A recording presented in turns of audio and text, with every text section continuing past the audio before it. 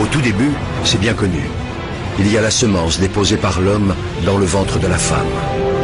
Des spermatozoïdes par millions, un flot, un torrent de spermatozoïdes.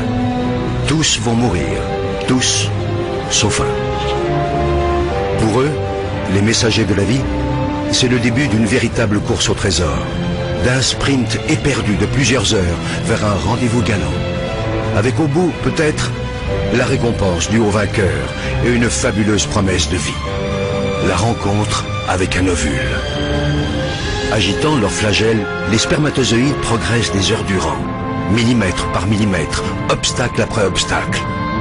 Le vagin et son acidité meurtrière, le passage encombré du col de l'utérus, l'utérus lui-même. Un véritable parcours du combattant. Les plus fragiles, les mal formés et les traînards capitulent. D'autres restent piégés ou s'égarent en chemin. Là se présentent deux tunnels différents, deux voies possibles. Seulement voilà, une seule de ces voies mène vers l'ovule. Dans cette course effrénée à la vie, il n'y a pas que l'énergie qui compte. Le hasard et la chance ont eux aussi leur mot à dire. De puissants courants freinent leur navigation. Des vagues font onduler un tapis de cils qui contrarie leur progression. Imaginez, les concurrents encore en lice ont déjà presque parcouru l'équivalent, pour eux, de la distance qui sépare la Terre de la Lune. Et pourtant, l'irrépressible force de la vie les pousse sans cesse vers l'avant. Enfin, au bout du long tunnel obscur, tel un astre mystérieux, l'ovule. Il suffit qu'un seul spermatozoïde, un seul, atteigne l'ovule, y pénètre et fusionne avec lui pour que naisse un espoir de vie. Chacun de ces millions de spermatozoïdes porte en lui son secret. C'est à ce moment-là que se joue la loterie de l'existence. Ils ne sont désormais qu'une centaine à explorer la surface de l'ovule. Quelques-uns seulement parviennent à se faufiler jusqu'à la capsule. Formidable armure protectrice. Dernière agitation, ultime frénésie. Soudain, l'un d'entre eux finit par trouver la voie. Ça y est, c'est lui, le seul, l'unique.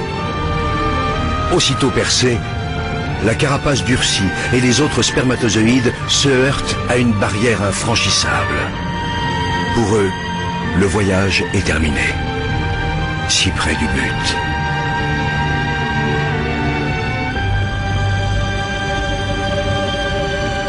Pour le vainqueur, le périple continue.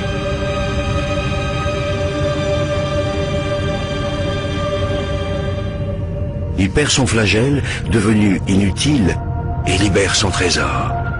Le patrimoine génétique de Manu s'unit à celui de Barbara. De cette union va naître une cellule unique au monde.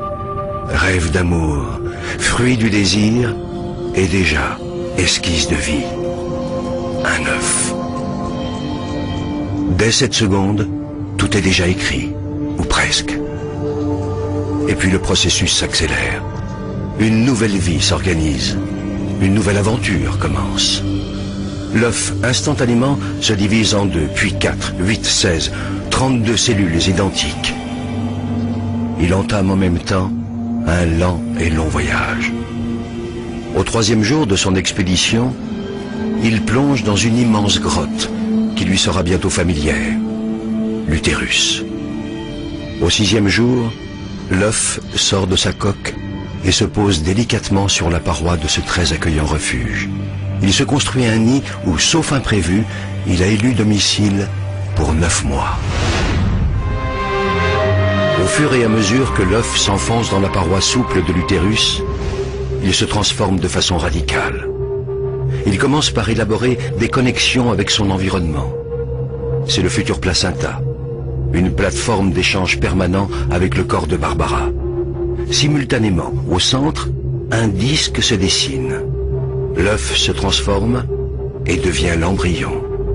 Âgé de 14 jours, il n'a pas encore la taille d'une tête d'épingle. Quelques jours plus tard, l'embryon s'est considérablement épaissi. Il repose maintenant au centre de 2 poches remplies de liquide. Une incroyable cascade de transformation l'agite. Cela commence par la formation du système nerveux. Sur son dos, une gouttière se creuse, puis, comme un ourlet, elle se referme sur toute sa longueur et devient un tube. C'est la future moelle épinière. Et ces deux bourrelets géants, ce sont les futurs hémisphères cérébraux. Pendant ce temps, l'embryon s'est enroulé sur lui-même. Un cœur rudimentaire prend lentement forme, des vaisseaux se dessinent. Le système circulatoire du sang s'ébauche. Au fur et à mesure de sa croissance, l'embryon ressemble d'abord étrangement à un poisson, puis un peu plus tard, à un batracien et enfin à un reptile. Tout cela est dans l'ordre des choses. L'embryon humain en formation passe par toutes les étapes de l'évolution des espèces. Il lui reste même encore une queue, qu'il perdra bientôt. En moins de 4 semaines, l'œuf est passé d'une seule à plusieurs millions de cellules parfaitement organisées entre elles. Car ce minuscule organisme est le génial architecte de sa propre construction. Attardons-nous un instant sur un phénomène mystérieux parmi tant d'autres. Une histoire de cœur. Un cœur qui bat. Toutes ces petites boules rouges, ce sont les cellules du futur cœur. L'une après l'autre, elles s'animent et se mettent toutes à pulser à l'unisson. Cette rythmique primaire, c'est le tam-tam de la vie, la pompe du cœur. La machine à vie est enclenchée. L'embryon n'a que 22 jours et mesure désormais 2 mm. Débute alors une nouvelle et spectaculaire métamorphose. 4 semaines scandées par une multitude de transformations vont modeler notre petit mammifère aquatique. Puisant via le placenta nourriture et énergie dans le corps de sa mère, l'embryon prend lentement forme humaine. La forme du visage s'esquisse et s'enrichit bientôt de 2 petits renflements sombres qui deviendront les yeux. Des yeux encore dépourvus de paupières, mais des yeux déjà.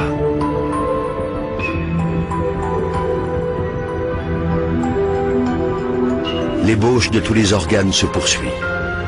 Les cartilages des os, les muscles et les tendons se développent progressivement. L'embryon est maintenant âgé de 34 jours et mesure 5 mm. Sa croissance s'accélère à tel point que chaque jour, il grandit d'1 millimètre. Si les bras et les jambes se dessinent, la queue, elle, se résorbe peu à peu et laissera bientôt place au coccyx.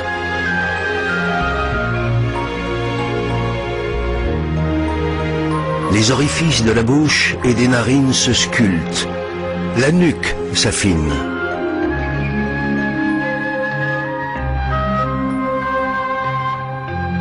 Le cerveau, lui, poursuit en parallèle sa fulgurante évolution et se prépare déjà à devenir le chef d'orchestre de l'ensemble des fonctions humaines. Le petit homme est âgé de 44 jours. Il mesure 17 mm.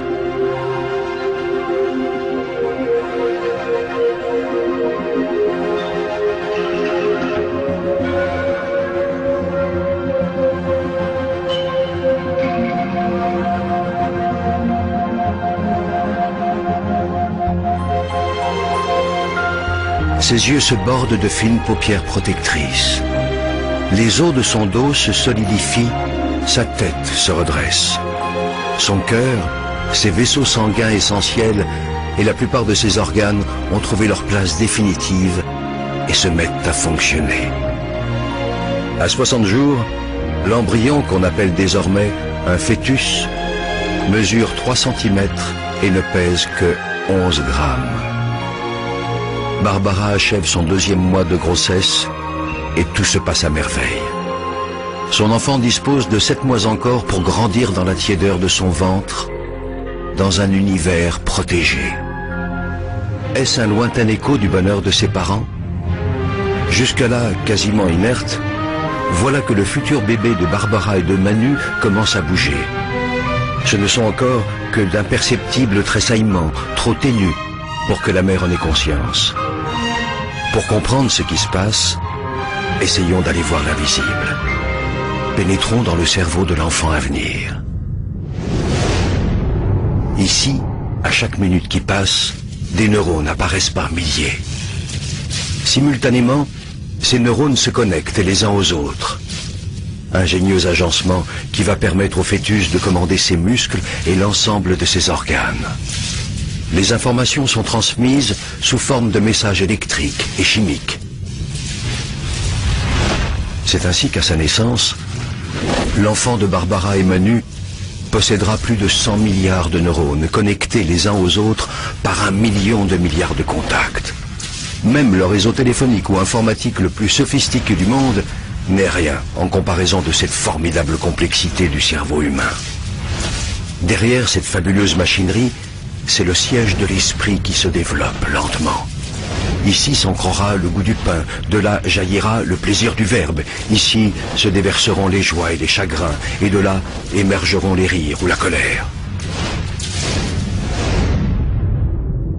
Comme si l'écho de cette kyrielle de transformation résonnait en lui, le fœtus s'agite en tous sens. Mais Barbara, elle, ne sent encore rien. Le repas que Barbara vient d'absorber glisse le long de son œsophage. Dans son estomac, les aliments seront broyés et dissous en nutriments, sucre, graisse et protéines. Après bien d'autres péripéties digestives, ils rejoignent sa circulation sanguine.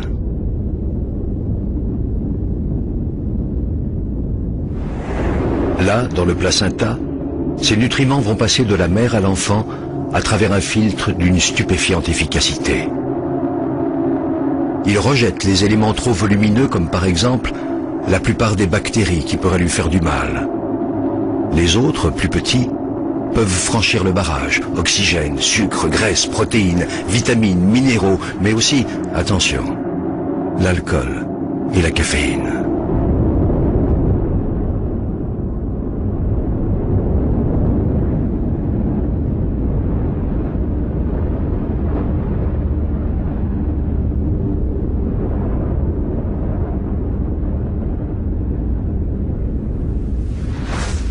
Une fois dans le sang fœtal, ils sont acheminés jusqu'au futur bébé par le cordon ombilical.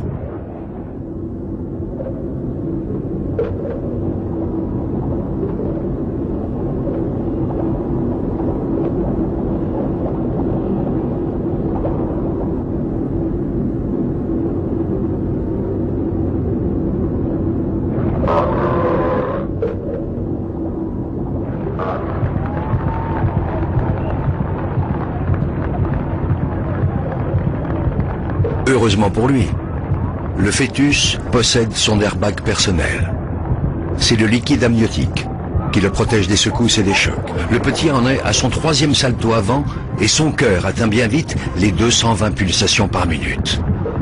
Mais dès que les pirouettes maternelles cessent, le bébé s'apaise à son tour et son rythme cardiaque redescend autour de 160 pulsations, ce qui est, malgré tout, le double de celui de sa mère. Une partie de la fumée que Barbara inhale parvient jusqu'à son bébé. Les toxines, en effet, traversent le filtre du placenta. Le fœtus est extrêmement sensible au tabac et il n'a aucun moyen de s'en protéger.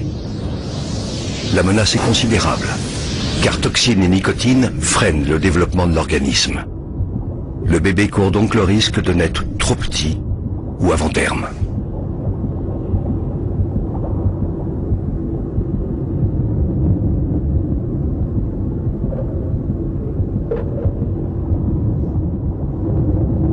D'autres substances toxiques représentent des dangers potentiels. L'alcool, par exemple, qui passe immédiatement du sang de la mère à celui du fœtus. Les dégâts provoqués peuvent être irrémédiables, malformation physique ou retard mental.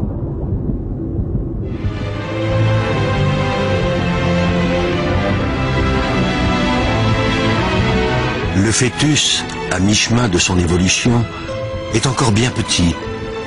Ses organes sont déjà formés et en place.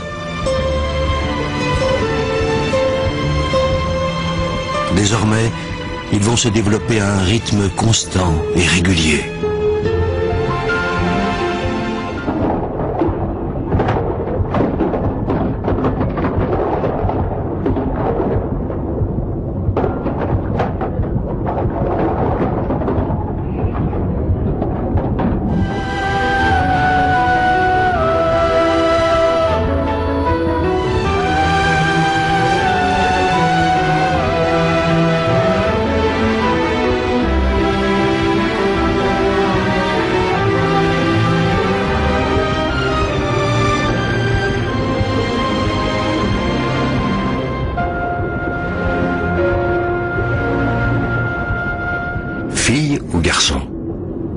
plan génétique, la partie est jouée depuis l'instant de la fécondation. Mais le sexe de l'enfant restera longtemps secret, jusqu'au 3e mois. C'est à cette époque-là de sa vie que se dessinent les organes génitaux qui lui permettront, le jour venu, de procréer à son tour. Le bourgeon génital évolue. S'il s'allonge, ce sera un pénis et donc un garçon. Remplis de spermatozoïdes immatures, ces testicules descendent dans la peau des bourses. Si c'est une fille, le clitoris, le vagin et les lèvres se forment progressivement, tandis qu'un stock de 2 millions d'ovules immatures se constitue dans ses ovaires. Le futur bébé absorbe de plus en plus l'eau du liquide amniotique. Depuis le 4e mois, ses reins fonctionnent. L'évacuation devient naturelle, il fait pipi. Le placenta agit comme un filtre, un peu comme des couches, et la plupart des déchets rejoignent les reins de sa maman.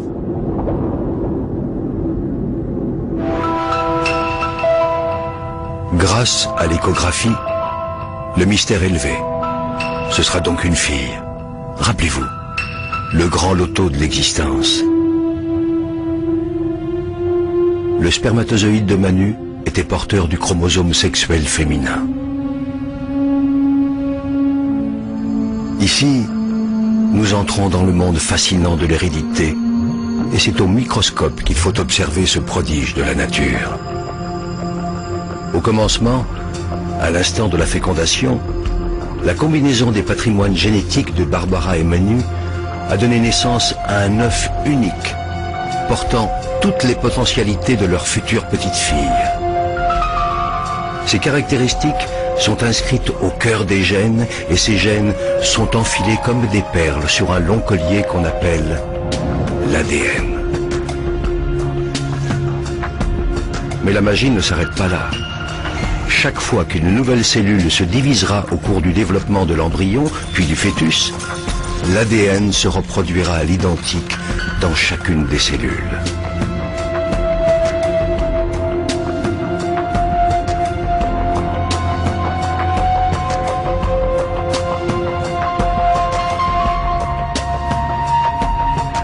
L'ADN, ce long fil de vie n'a pas fini de révéler ses mystères.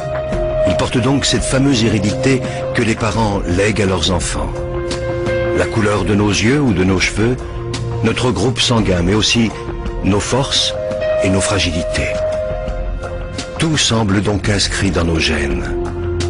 Mais nos combinaisons génétiques évolueront dans le temps, seront soumises à notre environnement. Beaucoup reste donc à écrire, et heureusement.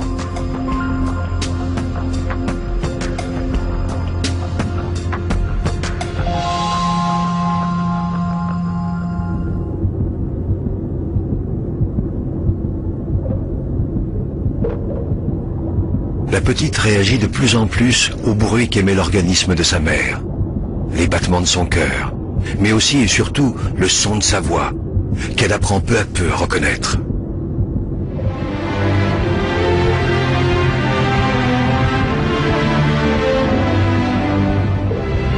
À 6 mois, l'ossification du squelette se poursuit encore.